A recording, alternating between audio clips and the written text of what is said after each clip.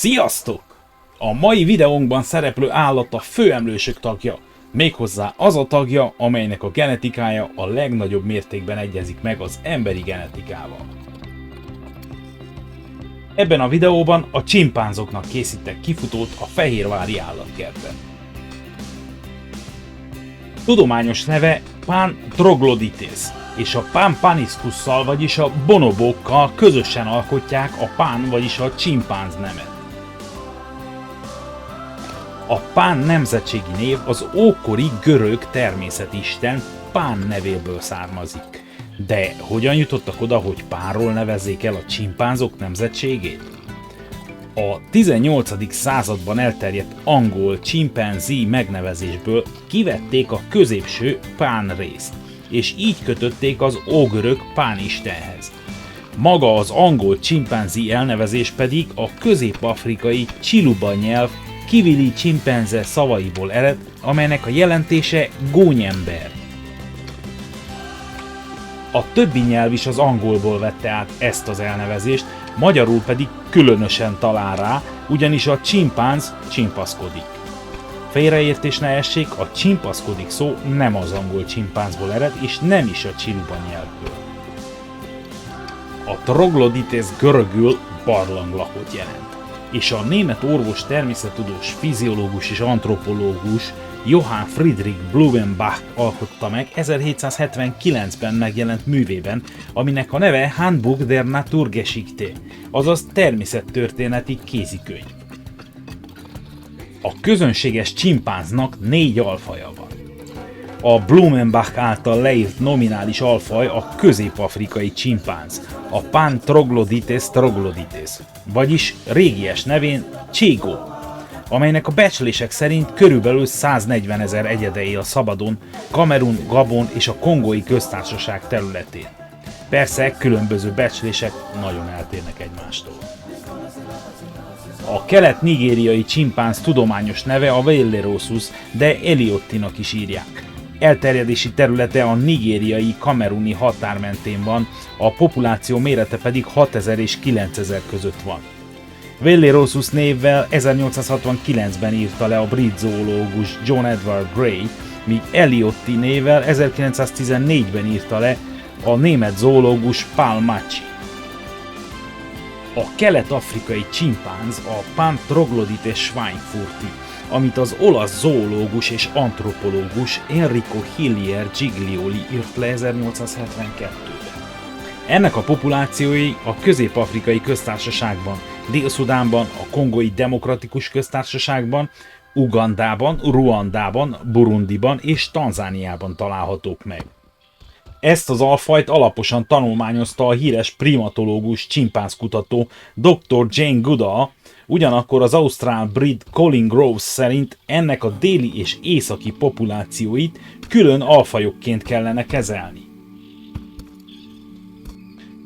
Ebben az esetben az északi populációk maradnának a Schweinfurti névvel, míg a délieket Marungensis névvel illetnék. A becslések szerint 180 000 és 256 000 közötti a vadon élő populációja. A negyedik jelenleg elismert alfaj a nyugat-afrikai csimpánz, amelyet a német zoológus Ernst Schwarz írt le Pan troglodytes verus névvel 1934-ben. A vadon élő populációit 52 000-53 000 egyedre teszik. A Planet Zoo-ban ez az alfaj szerepel, így ennek épül itt a kifutója, és emiatt mostantól főleg erről fogok beszélni. Ez az alfaj Nyugat-Afrikában, főleg Elefántcsontparton, Bissau-Guineában, Libériában, Sierra Leone-ban él, az utóbbi 3-ban élnek a legnagyobb populációk. Apróbb maradvány, más szóval reliktum populációi élnek még Gánában, Szenegálban és Maliban. Régebben megtalálható volt Gambiában, Beninben, Burkina Fasóban és Togóban, viszont ezekből az országokból mára már kihalt. A tudósok szerint kb. Fél millió évvel ezelőtt vált el genetikailag más csimpánz alfajoktól. Mint minden alfaj, eredetileg trópusi erdőkben éltek, de ezek ritkulása miatt manapság kénytelenek megelégedni másodlagos mocsár és bambuszerdőkkel is. Testüket durva fekete szőr borítja, arcuk csupasz, ugyanúgy, mint az ujjaik, lábujjaik, kézfejük és a talpuk. Súlyuk 40 és 70 kg közötti a hímek esetében, 27-50 közötti a nőstények esetében, két lábon állva pedig elérhetik a 150 cm-t is. Ezekkel a méretekkel nagyobbak a rokon bonobóknál. A nyugat-afrikai csimpánzok viselkedése annyira eltér a közönséges csimpánz többi alfajától, hogy egyesek ajánlották, hogy külön csimpánzfajként tekintsenek rájuk. Valószínűleg nem véletlenül kapták Schwarztól a Vérus, vagyis az igaz megnevezést. Szokatlan módon köveket dobálnak üreges faronkökbe, vagy akár fákat céloznak velük, mintha valami primitív versenysportot űznének. Láncsákat készítenek, ezekkel vadásznak más főemlősökre, barlangokat használnak otthonukként, megosztják egymással a növényi táplálékokat, hűsülés céljából pedig vízben fürödnek és le is merülnek a víz alá. A nőstények társaságkedvelőek és összetartanak a hímek elleni konfliktusokban. Ezáltal kiegyensúlyozzák az amúgy hím dominanciát. Együtt járnak vadászni is a hímekkel, és míg más csimpánzok esetében a hímek a szülőcsoportjuknál maradnak, és csak a nőstények vándorolnak el, addig a nyugat-afrikai csimpánzok esetében mindkét nem egyaránt elvándorolhat, vagyis a hímek sem annyira területfüggőek. Míg más alfajoknál egy magányosan maradt csimpánz nem marad életben, addig ennél az alfajnál vannak dokumentált esetek magányos hímekről is. Egy másik tulajdonságuk, hogy a hímek tisztelik a nőstényeket, és nem kobozzák el erőszakkal a nőstények táplálékát, ami annak is lehet az eredménye, hogy a nőstények összetartóak és védik egymást. A bonobókhoz hasonlóan a nőstények visszautasíthatnak egy hímet, hogy saját feltételeik szerint válasszanak maguknak párosodó félt. Ezek mind azt mutatják, hogy a többi csimpánztól eltérően a nyugati csimpánzok dominanciája megosztott hím és nőstény között. Egy másik érdekesség, hogy a nyugat-afrikai alfaj esetében a hím és a nőstény zsákmányukban is különböznek egymástól. A szenegáli Fongoliban, amely egy kutatóállomás a guineai határ közelében, ahol amúgy szavannai csimpánzok élnek, a nőstények zsákmányának 75%-át teszi ki a szenegáli füles maki, míg a hímek esetében ez csak 47%. Ugyanakkor a hímek több majmot zsákmányolnak, például a sárga hasú szavanna cerkófot 27%-ban, és a guineai páviánt 18%-ban. Csak a hímek vadásznak huszármajomra, és csak a nőstények vadásznak sávos mangusztára. Néha mindkét nem vadászik Delamere bozótantilopra, és a borjak a kedvenceik. Egy csoporton belül nagyobb valószínűséggel használnak botot a vadászathoz a nőstények, mint ugyanazon korcsoportba tartozó hímek. Mint a közönséges csimpánz minden alfaja, a nyugat-afrikai csimpánzok is 8-9 évesen válnak ivaréretté, de csak 10-11 évesen szülnek először. A nőstények ösztrusz ciklusa nagyjából megegyezik az emberekével, vagyis havonta egyszer van ciklusuk. Ilyenkor a külső ivarszerveik nagyon megduzzadnak és bepirosodnak, ezzel jelzik a hímeknek a hajlandóságukat.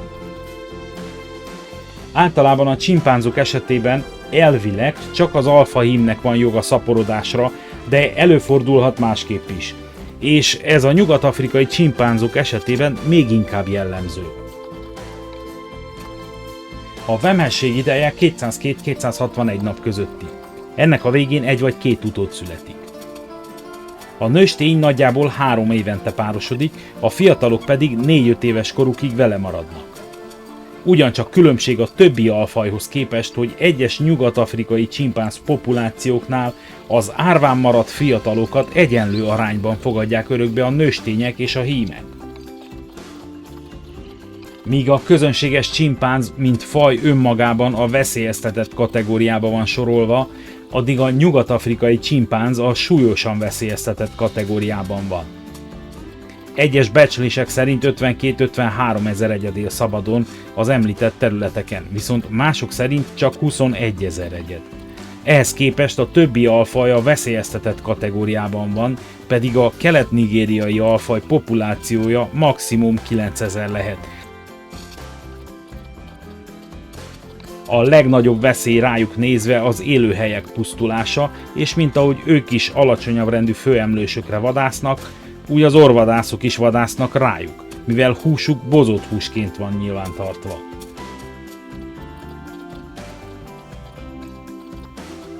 A nyugat-afrikai csimpánzok döntő többsége védett területeken kívül él. 2021 májusában a Guineai Köztársaság elnöke aláírta egy rendeletet, miszerint Guinea északi határán a Mali határvonal közelében 6767 négyzetkilométeren létrehozzák a Moyen-Bafing Nemzeti Parkot, ahol a legnagyobb nyugat-afrikai csimpánz populáció él.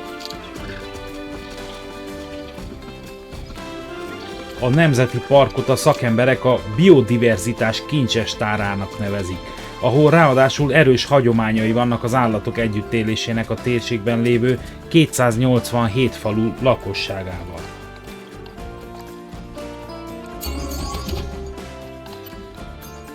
Élettartamuk a természetben 35-40 év, de főként állatkertekben megérhetik akár a 60 éves kort is.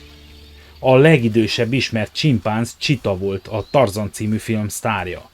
1931-ben született és 2011. december 24-én hunyt el veseelégtelenségben.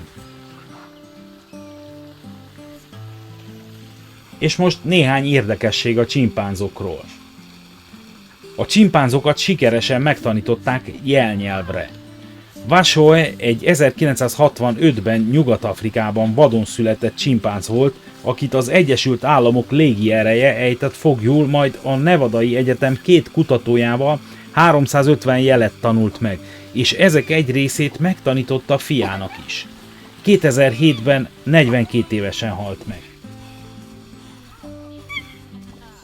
Megfigyelték, hogy csimpánzok erjedt alkoholos nedveket gyűjtenek össze a pálmafák leveleiből, és azt isszák.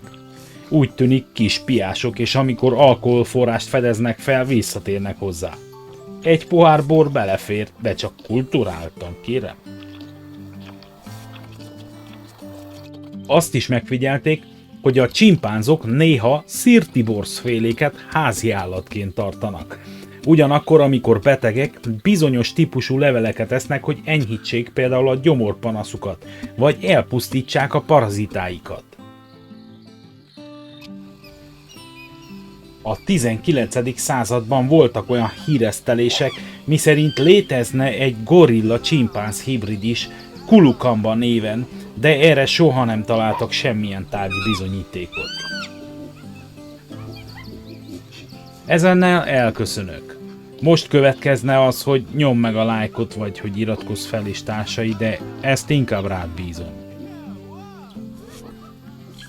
Természetesen a teljes építési videó vágatlanul felkerül majd a megfelelő listába. Annyit elmondok, hogy ha további hasonló videókat néznél, akkor a leírásban megtalálod a teljes állatbemutató listámat. Mivel itt vannak az ünnepek, kívánok neked békés, boldog karácsonyt! Legyen boldog minden napod!